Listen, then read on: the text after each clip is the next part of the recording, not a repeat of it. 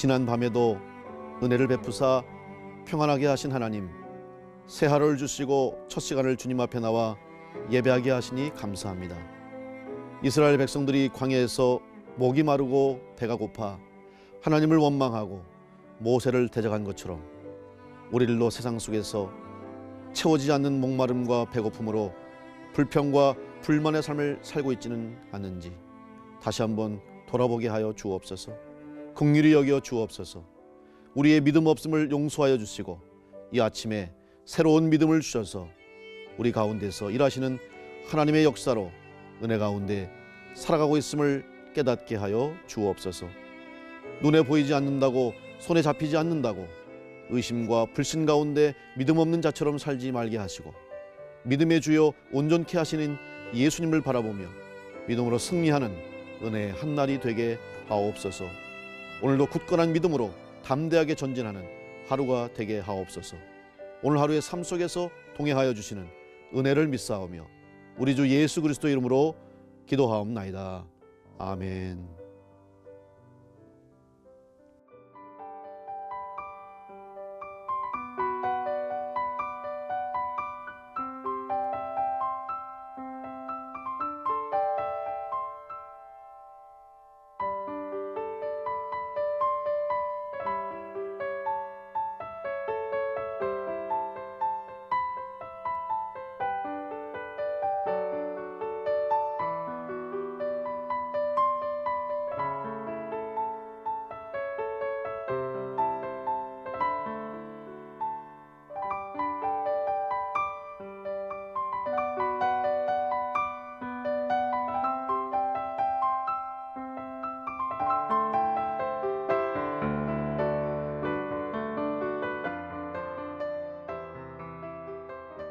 기도로 여는 하루, 충주 남북의 김광일 목사입니다. 다윗은 그의 생애에 한 가지 소원이 있었습니다. 그것은 바로 하나님의 전을 건축하는 일이었습니다. 그 누구보다도 하나님을 사랑하고 또 하나님의 은혜를 받은 사람이기에 성전 건축에 대한 열망이 강했음을 우리는 성경을 통해서 알 수 있습니다.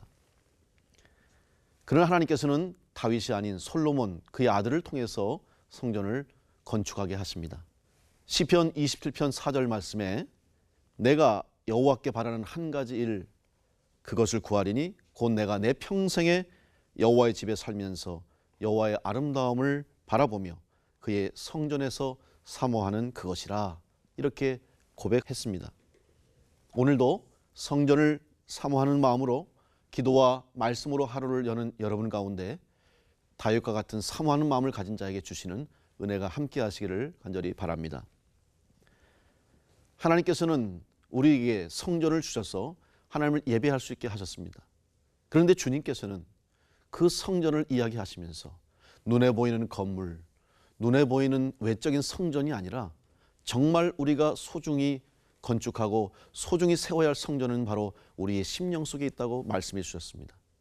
내 마음 속에 주님을 모시고 하나님을 모시고 사는 자가 바로 성전을 건축하고 성전 가운데 거하는 자가 될 수 있습니다. 우리가 사는 이 세상은 성도로서는 살기가 참 어려운 세상입니다. 믿음으로 살려고 애쓰고 기도와 찬송으로 살려고 노력하지만 우리의 삶에는 어둠의 세력이 여전히 우리 가운데 존재하고 또 우리를 덮고 있음을 우리는 느끼며 살아갈 수밖에 없습니다. 이런 어두운 세상 가운데서도 오늘 우리 성도들이 살 수 있는 것은 바로 성전이 있기 때문에, 그 성전을 통해 주시는 은혜를 받기 때문에 우리가 살아갈 수 있습니다. 오늘 시편 30편 말씀에서 다윗은 한밤중과 같은 이 어둠 속에 사는 우리들에게 하나님께 예배함으로 우리가 은혜를 받을 수 있다는 것을 고백하고 있습니다. 한밤중과 같이 깜깜한 이 세상 속에서 때론 우리는 절망할 수도 있고 소망을 잃어버릴 수도 있고 길을 잃고 방황할 수도 있습니다.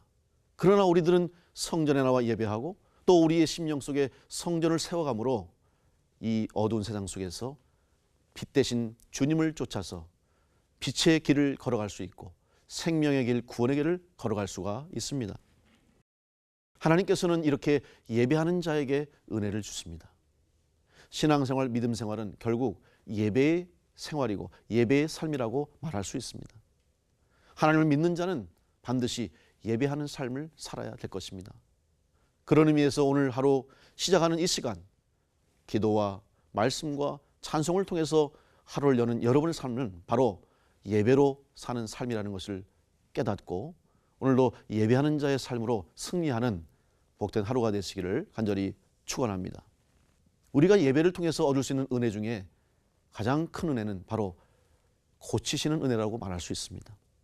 하나님께서는 은혜를 주셔서 성도들을 치유해 주십니다. 한때 우리 사회에서 힐링이라고 하는 말이 유행했던 적이 있습니다. 아마 지금도 힐링이라는 단어가 우리 사회 가운데, 우리 삶 가운데 많이 쓰여지고 있습니다. 텔레비전 프로그램에서도 토크쇼를 하면서도 힐링이라는 단어를 쓰고 음식에서도 문화에서도 모든 것에도 이 힐링이라는 단어가 많이 사용되고 있습니다. 그 이유는 그만큼 오늘 우리가 살아가고 있는 이 세상과 이 사회가 많은 상처가 있고 많은 아픔이 있고 많은 괴로움이 있다는 것을 반증해 주는 것이라고 할 수 있겠습니다.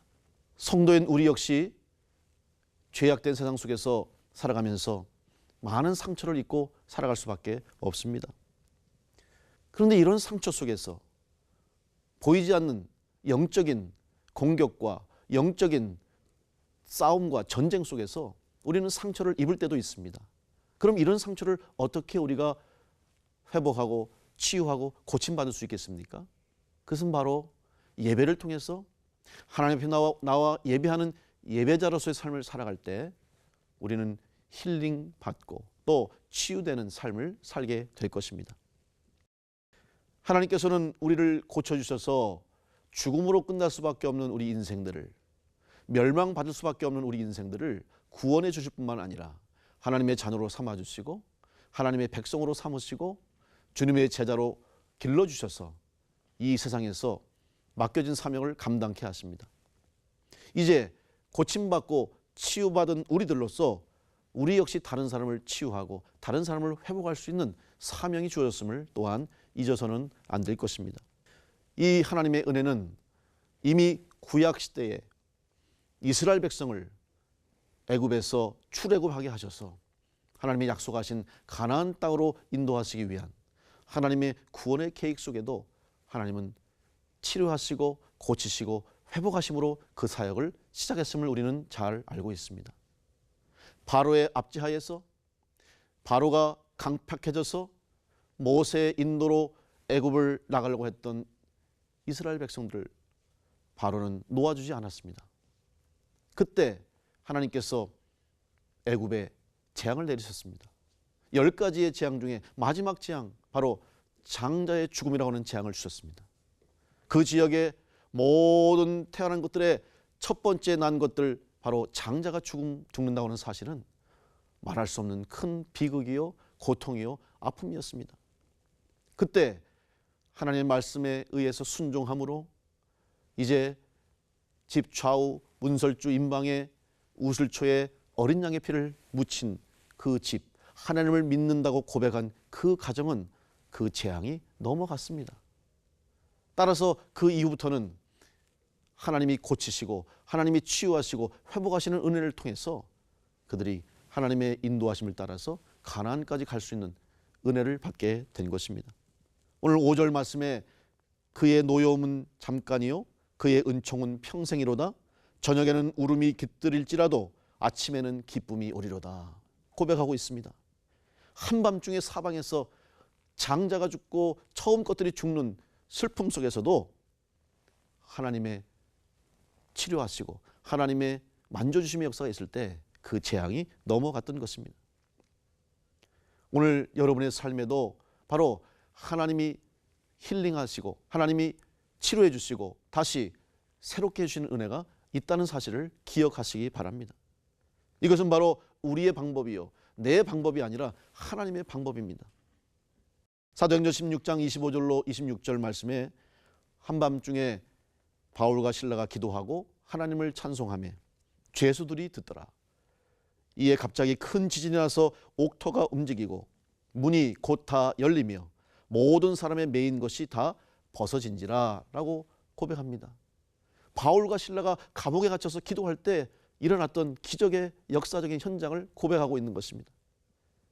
하나님의 방법입니다. 하나님께서 개입하시고 하나님이 역사하시면 있을 수 없는 일도 일어나는 것이고 불가능한 것도 가능케 하시고 할 수 없었던 문제도 해결되는 역사가 일어나게 되는 것입니다.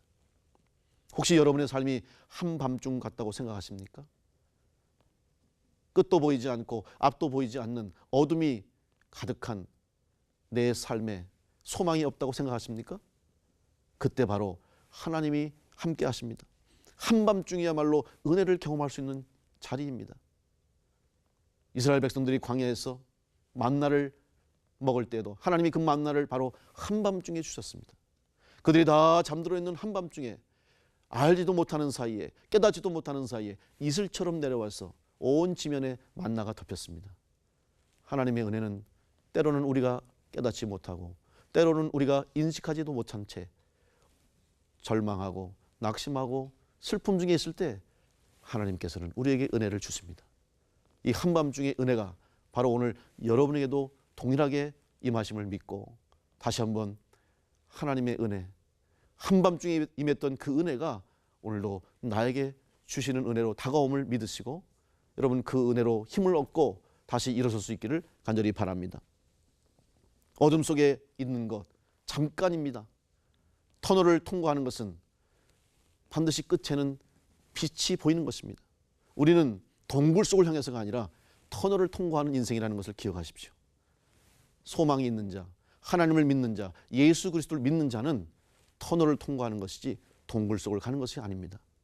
오늘 다시 한번 빛을 향해서 소망을 가지고 깜깜한 한밤중과 같은 어둠이 있다 할지라도 아침에는 새로운 태양이 뜨듯이 여러분을 향한 하나님의 구원의 계획과 하나님의 뜻하신 섭리가 오늘 여러분 가운데 있음을 믿으시고 그 길을 향해서 소망 가운데 다시 한번 믿음을 가지고 은혜를 사모하면서 나아갈 수 있는 믿음의 복된 성도와 오늘 하루가 되시기를 간절히 축원합니다. 오늘 주신 말씀을 함께 생각하면서 조용히 묵상하며 기도하겠습니다.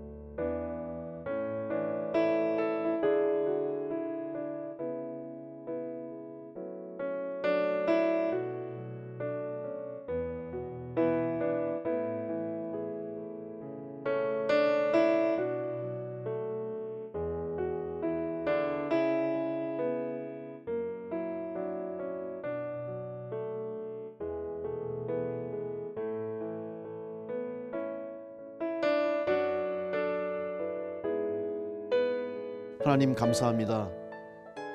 깜깜한 한밤중과 같은 이 세상 속에서 저희들에게 은혜를 주셔서 새로운 소망을 주시고 희망 가운데 다시 떠오를 태양을 바라볼 수 있도록 믿음 주시니 감사합니다. 우리는 미처 깨닫지도 못하고 알지도 못하지만 이미 우리 가운데 내 삶 가운데 하나님의 은혜가 임함을 다시 한번 생각하고 오늘 그 은혜를 바라보며 감사와 믿음으로 하루를 시작하게 하여 주옵소서.